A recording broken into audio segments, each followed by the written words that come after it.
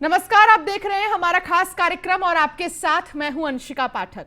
चैत्र नवरात्र की शुरुआत हो रही है और इस खास मौके पर देवी दुर्गा को प्रसन्न करना हर कोई चाहता है। इसी पर आज हम बातचीत करेंगे। हमारे साथ स्टूडियो में मौजूद है पंडित अमित पांडे जी। पंडित जी, आपका बहुत स्वागत है हमारे इस खास कार्यक्रम में। पंडित जी, चैत्र नवरात्र को लेकर लोगों के मन में कई सारे सवाल होते हैं कि आखिर माँ दुर्गा को प्रसन्न कैसे करें, पूजा कैसे करें, कलश स्थापना अगर कर रहे हैं तो मुहूर्त क्या है। इन तमाम चीजों के बारे में आपसे हम जानेंगे। लेकिन सबसे पंडित जी पहले बताएं आप कि इस बार माँ की सवारी क्या है और 9 रूप क्या कुछ है। देखिए, हर साल माता जब नवरात्र शुरू होता है माता का तो एक वार निश्चित होता है। जैसे इस बार जो नवरात्र की शुरुआत हो रही है 2 अप्रैल 2022 दिन शनिवार के दिन हो रही है। जब शनिवार और मंगलवार के दिन से नवरात्र की शुरुआत होती है तो ऐसा माना जाता है, ऐसी मान्यता है कि माता अश्व पे बैठ के आती है। उनका जो वाहन होता है वो अश्व होता है। 2 अप्रैल से शुरू होकर के 10 अप्रैल तक इस बार यह चैत्र का नवरात्र पड़ रहा है, जिसमें जो है आप जो भी पूजा पाठ है नवरात्र के 9 देवियों का इन्हीं 9 दिनों में करेंगे। रही बात जो आपने कही कि नवरात्र की 9 देवियाँ क्या हैं, तो नवरात्र के 9 देवियों के बारे में हमारे दुर्गा सप्तमी में और ब्रह्मांड पुराण में आया है कि प्रथमम शैलपुत्री च, द्वितीयम ब्रह्मचारिणी, तृतीयम चंद्र घंटेति, कुसुमांडेति चतुर्थकम, पंचमम स्कंदमातेति, षष्ठम कात्यायनीति च, सप्तमम कालरात्रिति, महागौरीति चाष्टमी, नवमम सिद्धिदात्री च, नव दुर्गा प्रकृतिता। प्रथमम शैलपुत्री, नवरात्र के प्रथम दिन की देवी शैलपुत्री। द्वितीयम ब्रह्मचारिणी, नवरात्र के दूसरे दिन की ब्रह्मचारिणी। चंद्रघंटा तीसरे दिन की, कुष्मांडा चौथे दिन, माता स्कंद माता 5वें दिन की, माता कात्यायनी 6ठे दिन की, कालरात्रि माता 7वें दिन की, महागौरी चाष्टमी, माता महागौरी 8वें दिन की, मतलब अष्टमी की देवी। और नवमम सिद्धिदात्री, जब साधक की भक्त की पूरी पूजा उपासना पूर्ण हो जाती है, जिस दिन उसे सिद्धि प्राप्त होती है, सिद्धि देने वाली माता सिद्धिदात्री 9वें दिन की देवी हैं। ये 9 दिन की देवियाँ, इनकी उपासना इनके दिन के अनुसार करनी चाहिए। इन स्वरूपों का ध्यान करना चाहिए, चिंतन करना चाहिए, इनका पूजन अर्चन करना चाहिए। इस नवरात्र की में आप 9 दिनों तक लगातार माता के 9 स्वरूपों का चिंतन करें, पूजन करें। निश्चित रूप से माता दुर्गा की कृपा आपके ऊपर जरूर बनेगी। बिल्कुल, तो ये तो बात हो गई 9 रूपों के बारे में पंडित जी। लेकिन दर्शक ये जानना चाहते हैं कि घट स्थापना का शुभ मुहूर्त क्या है। देखिए, इस बार जो नवरात्र प्रतिपदा का आरंभ है, प्रतिपदा तिथि आरंभ का 1 अप्रैल 2022 दिन शुक्रवार को 11:54 पे हो जा रहा है और यह अगले दिन 2 अप्रैल को 11:57 तक प्रतिपदा तिथि रहेगी। हमारे शास्त्र में उदया तिथि से सूर्योदय के साथ तिथि लिया जाता है। तो जो नवरात्र की प्रतिपदा तिथि है वो 2 अप्रैल के 11:57 तक रहेगी। तो घट स्थापना सुबह सूर्योदय 6:22 से लेके और 11:57 के बीच में ही करना है। और उसमें भी जो सबसे शुभ मुहूर्त है, सबसे अच्छा मुहूर्त जो इस बार बन रहा है वो सुबह 6:22 से लेकर के और 8:31 तक है। यह दो सवा 2 घंटे का जो कालखंड है घट स्थापन के लिए, आप जो है अखंड दीप प्रज्वलित करने के लिए, ये बहुत अच्छा मुहूर्त है। इसी मुहूर्त में जो है आपको घट स्थापना और अखंड दीप आपको जलाना चाहिए। क्योंकि एक बात सुनिश्चित है कि जब आप नवरात्र की आराधना पूजा कर रहे हो तो घट स्थापना या पूजन का प्रारंभ हमेशा प्रतिपदा तिथि में करना चाहिए। चूँकि 2 अप्रैल को 11:57 के बाद से द्वितीया तिथि आरंभ हो जा रही है, इसलिए द्वितीया तिथि में कलश स्थापना नहीं की जाती है। कलश स्थापना के संबंधित चाहे दीपक जलाना हो, चाहे माता की स्थापना हो, चाहे आपको चौकी बैठानी हो घर में, ये जितने भी घट स्थापना और प्रतिष्ठा से जुड़े हुए काम हैं, ये सब 2 अप्रैल 11:57 के पहले ही आपको पूर्ण कर लेने चाहिए। बेशक आप बाकी पूजा उसके बाद करें, आवाहन पूजन उसके बाद करें, लेकिन स्थापना का कार्यक्रम जो है 11:57 2 अप्रैल को आपको कर लेनी चाहिए। बिल्कुल, तो घट स्थापना का शुभ मुहूर्त क्या है ये आपको पंडित जी ने बताया। लेकिन पंडित जी, घट स्थापना करने के बाद ये कहा जाता है कि बहुत ही ध्यान से पूजा इसकी करनी चाहिए, कोई गलती नहीं होनी चाहिए। सामग्री क्या इस्तेमाल किया जाता है इसमें और पूजा कैसे करनी चाहिए, विधि क्या है। देखिए, जो घट स्थापना है तो घट स्थापना एक कलश स्थापना जैसा का नाम से स्पष्ट है कि इसमें एक कलश की बात कही गई है। तो एक यहाँ पे कलश, 2 कलश की आवश्यकता पड़ती है। एक कलश तो मिट्टी का आप ले लीजिए जिसमें वरुण कलश, जल कलश जो कहते हैं, और एक धातु का पीतल का कलश आप ले लें जिसको आपको चौकी पे रखना है, जो सर्वतोभद्र के रूप में माता दुर्गा के आवाहन का स्थान, उस कलश की आवश्यकता पड़ती है, धातु कलश के। बाकी आप जो है जो सामान्य पूजन सामग्री है आप उसको व्यवस्थित कर लें, रोली, अक्षत, हल्दी, सिंदूर, धूप, दीप, नैवेद्य, देसी घी, कपूर, इन तमाम वस्तुओं को इकट्ठा कर लें। आप बिल्वपत्र माता को समर्पित करने के लिए ले लें। आप जो है इसके साथ हल्दी चढ़ाने के लिए माला, फूल, और सबसे अच्छी बात ये होगी कि अपने घर में नैवेद्य समर्पित करने के लिए खुद अपने हाथ से कोई पकवान आप बना लें, जैसे खीर इत्यादि, या मार्केट से आप जो है मीठा ले सकते हैं। और उसके बाद आप पूजन कार्य की पूरी तैयारी कर लें। इतना जरूर याद रखें कि आपको सप्तधान्य और जौ और आम्र का पल्लव या अशोक का पल्लव, अशोक का पल्लव मतलब अशोक के पत्ते, इनकी भी व्यवस्था कर लें। और एक जल भरा नारियल, यह स्थापना के लिए एक वरुण कलश के ऊपर और एक जल भरा नारियल प्रतिष्ठा कलश के ऊपर, 2 नारियल की आप व्यवस्था कर लें। लाल चुनरी माता के लिए या पीली चुनरी, 2 में से कोई भी एक आप ले सकते हैं।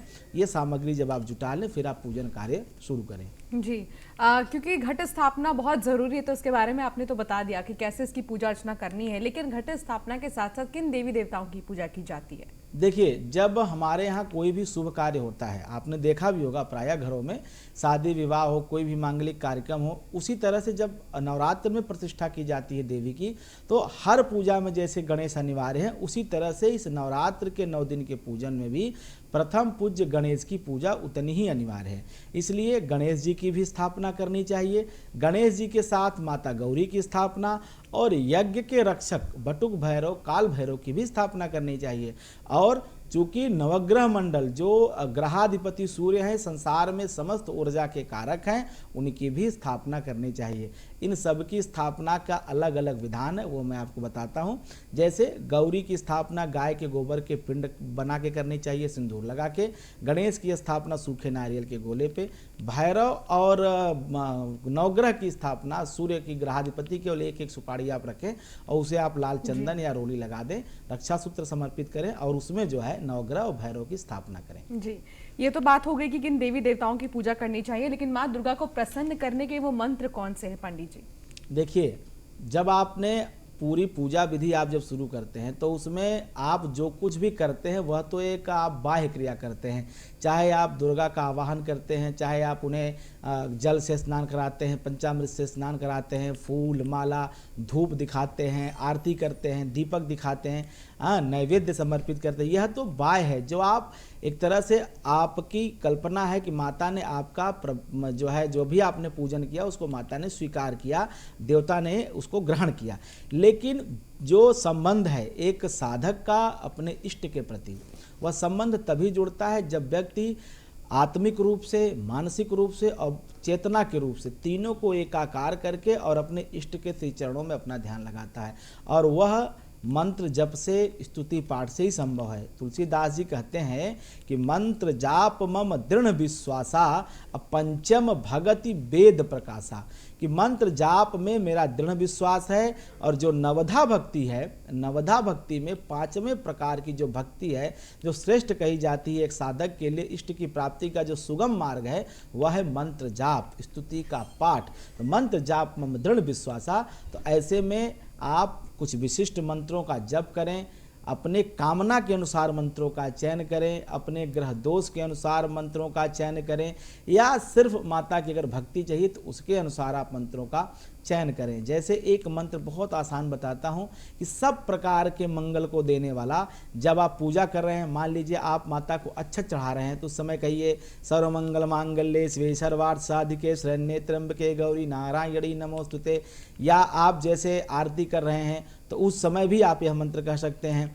और नैवेद्य समर्पित करते समय जो है जयंती मंगला काली भद्रकाली कपालिनी दुर्गा क्षमा शिवा धात्री स्वाहा सुधा नमोस्तुते, मतलब ये जो मंत्र हैं, इन मंत्रों का प्रयोग आप पूरे पूजन कार्य के दौरान कर सकते हैं। इन मंत्रों से आप उन्हें धूप दीप नैवेद्य जो भी आपने पूजा उपचार की सामग्री जुटा रखी है सब कुछ समर्पित कर सकते हैं। कुछ ऐसे विशिष्ट मंत्र हैं, इनके माध्यम से पूरी पूजा की जा सकती है। बिल्कुल, तो ये वो मंत्र हैं जिनसे माँ दुर्गा प्रसन्न होंगी। थोड़ी देर पहले बता रहे थे पंडित जी। अगर आपके मन में कोई सवाल है तो आप जो नंबर हम फ्लैश कर रहे हैं उस पर आप कॉल करें और ज़रूर अपने मन में जो भी सवाल है वो पंडित जी से आप हमारे इस लाइव कार्यक्रम में जुड़कर पूछ सकते हैं। पंडित जी, 9 दिन 9 अलग अलग रूपों में माँ दुर्गा की पूजा की जाती है। 9 दिन में भोग क्या अलग अलग लगते हैं माँ दुर्गा को? देखिए, ये तो कई इसमें विधा है। 9 दिन के भोग अलग अलग होते हैं, इसमें कोई दो राय नहीं है। लेकिन आप अपनी राशि के अनुसार या जैसी आपकी मनोकामना है वैसे आपको नैवेद्य माता को समर्पित करने चाहिए। जैसे कोई लक्ष्मी का इच्छुक है कि उसके घर में स्थिर लक्ष्मी हो तो उसे खीर का नैवेद्य समर्पित करना चाहिए माता महागौरी, माता दुर्गा को।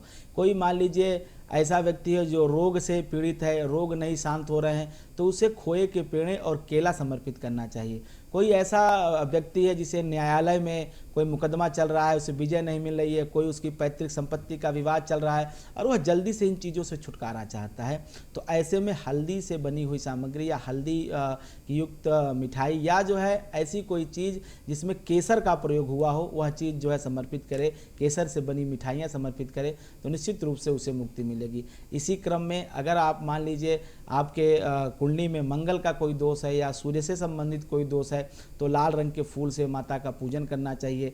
रोली, अक्षत और लाल फूल मिला करके माता दुर्गा के 100 नाम या 1000 नामों से अर्चन करना चाहिए। ऐसा करने से भी मंगल और सूर्य की पीड़ा से मुक्ति मिलती है। बिल्कुल, 9 देवियों के स्वरूप के बारे में भी कुछ बताएं पंडित जी कि पहले शैलपुत्री के रूप में जब माँ दिखाई देती हैं तो क्या खास होता है? देखिए अंशिका जी, जो ये माता के 9 रूपों का वर्णन हमारे शास्त्रों में मिलता है वस्तुतः एक नारी के जीवन का पूरा प्रतिबिंब है। पूरी सृष्टि समाई हुई है माता के इन्हीं 9 रूपों में। जब हम बात करते हैं शैलपुत्री की तो प्रथमम शैलपुत्री मतलब हिमालय की कन्या। अभी तक उस कन्या की अपनी कोई पहचान नहीं है, वह शैलपुत्री के रूप में है, अपने पिता की लाडली हैं, अपने पिता की कन्या है। लेकिन जब यह तप करने जाती हैं, द्वितीयम ब्रह्मचारिणी, ब्रह्मचर्य का पालन करती हैं, अनुशासन करती हैं, शिक्षा दीक्षा, ज्ञान की देवी कही जाती हैं ब्रह्मचारिणी। जब कन्या ज्ञानार्जन करती है और जो है अपने जीवन को सफल बनाने के लिए जो विद्या अध्ययन करती है तो वह माँ ब्रह्मचारिणी के स्वरूपा होती हैं। तृतीयम चंद्र घंटेति मतलब अब उसके कंठ हो गए, अब वह बोलना शुरू करती है, अपने ज्ञान को समाज में फैलाना शुरू करती है। तृतीयम चंद्र घंटेति कुष्मांडेच चतुर्थकम मतलब जब कुसुमा के बारे में कहा जाता है, माता कुष्मांडा के बारे में कहा जाता है, या कुष्मा सा उष्मा, जिस शक्ति ने संसार की समस्त उष्मा को अपने गर्भ में धारण किया हुआ है वह माता कुष्मांडा है। मतलब जब एक कन्या स्त्री बनती है और इस संसार में गर्भ धारण करती है और नए जीवन को इस संसार में ले आती है तब यह माता का स्वरूप वह नारी कुष्मांडा हो जाती है।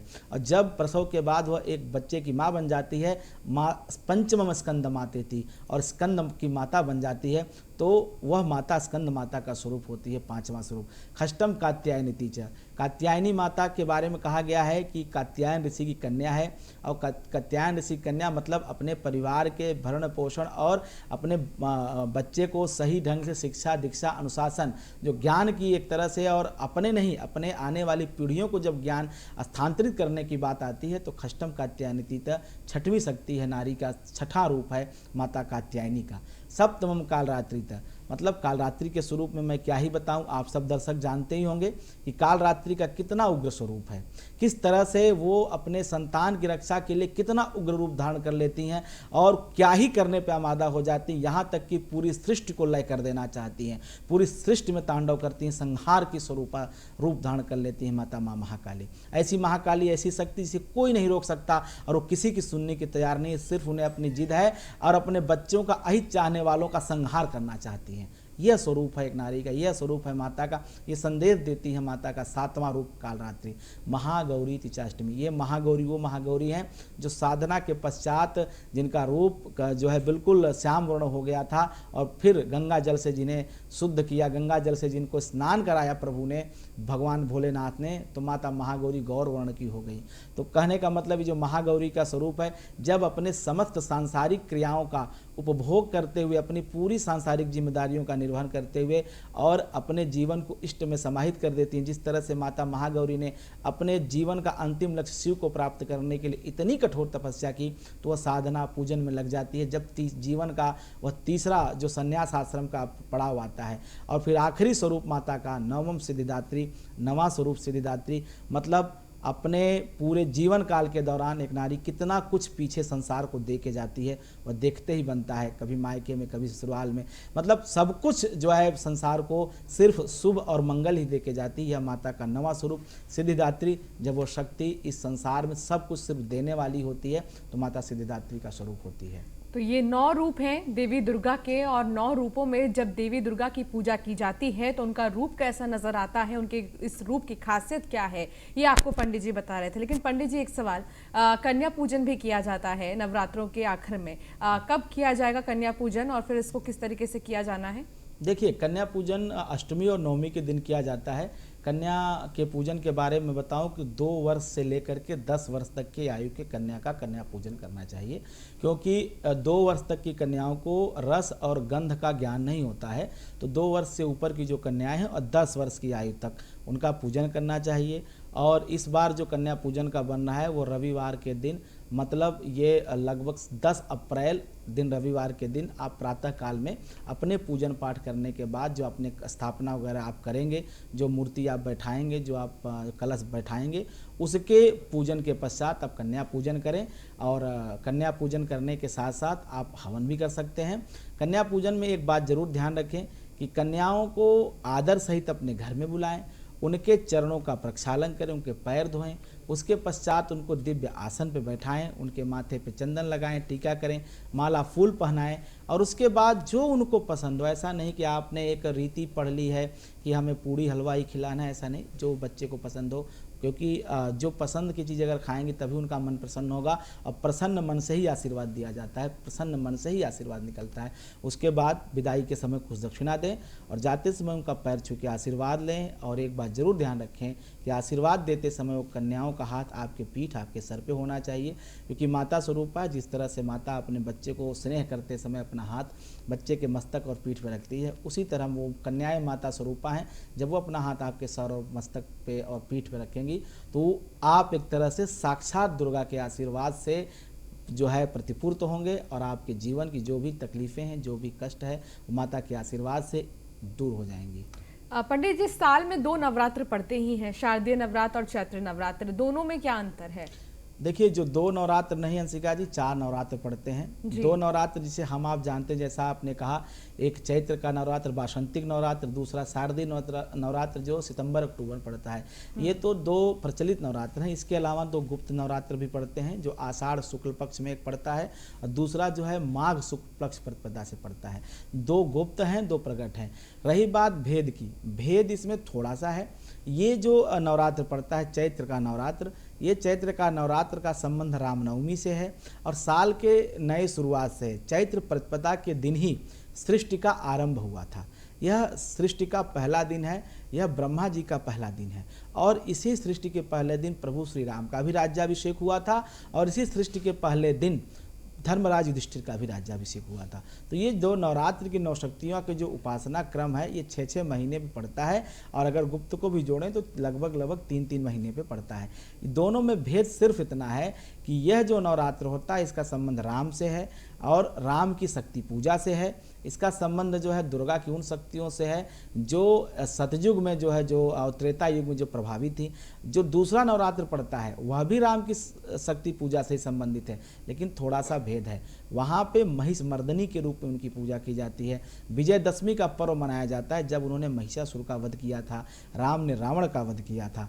कुल मिलाकर के दोनों में सिर्फ फर्क इतना है कि आप उस समय प्रभु श्री राम ने विजय पर्व के रूप में उसको मनाया था, इस बार प्रभु श्री राम का जन्म हुआ था। सिर्फ इतना फ़र्क है, बाकी शेष कोई फ़र्क नहीं है। माता दुर्गा की आराधना दोनों में की जाती है, पूजन पद्धति एक है, तरीका एक है, केवल फ़र्क है तो उत्सव का, फ़र्क है तो मौसम का। हाँ, कलिकाल में इतना ज़रूर है कि इस कलयुग में माता ने कहा है कि शारदीय नवरात्र जो होता है वो उनका अधिक जो है महत्व है, क्योंकि कलिकाल में इस नवरात्र अधिक फलदायी होगा, लोग इसकी अधिक मान्यता करेंगे। युगोवार जो है, जैसे सतयुग में जो है जो माघ का नवरात्र है, इसी तरह से द्वापर में जो है जो आषाढ़ का नवरात्र है, त्रेता में ये जो चैत्र का नवरात्र है, और कलयुग में शारदीय नवरात्र का महत्व है। इस तरह से 4 युगों के लिए 4 नवरात्र हैं, लेकिन महत्व सबका एक है। माँ उतनी ही जो है आपकी पूजा स्वीकार करेंगे जैसे शारदीय नवरात्र में, बस आप तन मन लगा करके माता की आराधना करें। बिल्कुल, तो ये नवरात्र की महत्वता क्या है और नवरात्र क्यों ज़रूरी है, नवरात्र में कैसे पूजा करनी है, आपको बता रहे हैं पंडित जी। अगर आपके मन में कोई सवाल है तो आप ज़रूर हमें कॉल कर सकते हैं और हमारे इस कार्यक्रम का हिस्सा बन सकते हैं लाइव। पंडित जी, नवरात्र के बारे में हम जिक्र कर ही रहे हैं, लेकिन जो लोग घट स्थापना करते हैं उनके लिए एक सवाल है कि घर में आना जाना मना है, लेकिन किसी कारणवश अचानक से घर से बाहर जाना पड़ गया, फिर ऐसे में क्या करना चाहिए? देखिए, अगर आपने कोई संकल्प लिया है, संकल्प के बारे में कहा जाता है कि संकल्प का कोई विकल्प नहीं होता। अगर आपने संकल्प लिया है कि भाई 9 दिन मैं घट स्थापना करूंगा, 9 दिन मैं पूजन आराधना करूंगा, लेकिन दैव संयोग से मान लीजिए कहीं ऐसी परिस्थिति बनी कि आपको उस जगह से हटना पड़ा, आपकी अनुपस्थिति होती है, तो ऐसे में आप अपना कोई प्रतिनिधि नियुक्त कर सकते हैं। वह प्रतिनिधि कोई आपका रक्त संबंधी हो सकता है, कोई आपका मित्र हो सकता है, या अगर कोई नहीं मिल रहा है तो पूजा पाठ करने वाले किसी देवी भक्त ब्राह्मण को आप नियुक्त कर दें। वह आपके स्थान पर आपका प्रतिनिधि बन के शेष जब तक आप नहीं रहेंगे आपके स्थान पे उसी तरह से आपकी कल्याण के लिए माता की आराधना पूजा करता रहेगा, और जब आप आएंगे तो आपकी जगह आपको सौंप देगा और पुनः आप अपनी पूजा कार्य शुरू कर दीजिए। जी पंडित जी, घट स्थापना जब हम करते हैं तो बहुत से लोग ऐसे हैं जो दुर्गा जी की मूर्ति अलग से रखते हैं। मेरा सवाल ये है कि जिस मूर्ति की पूजा हम हमेशा से ही करते हैं, क्या वही मूर्ति हमें रखनी चाहिए या नई मूर्ति हमें लानी चाहिए? अगर आपने मिट्टी की मूर्ति की पूजा कर रहे हैं तो मिट्टी की मूर्ति की जो पूजा होती है उसे बदल देना चाहिए। लेकिन अगर आपने किसी धातु की मूर्ति बना रखी है, लेकिन एक बात विशेष कहूँ कि लोहे की प्रतिमा का पूजन नहीं करना चाहिए गृहस्थ आश्रम में रहने वाले लोगों को।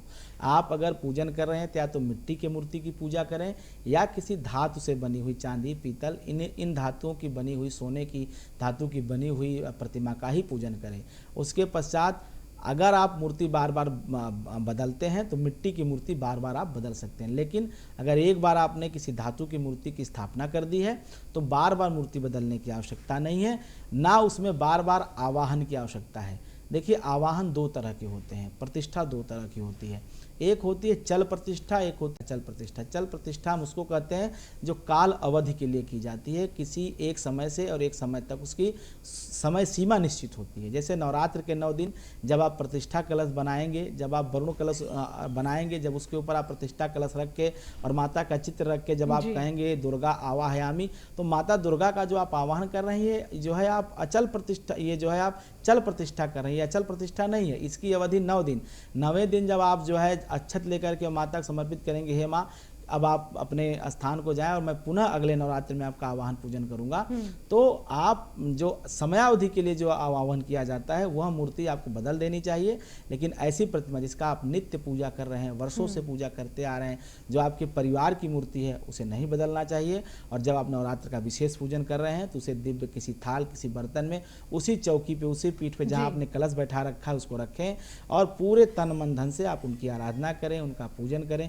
निश्चित रूप से उतना ही फलदायी होगा जितना कि नवीन मूर्ति की प्रतिष्ठा स्थापना करने से फल मिलता है।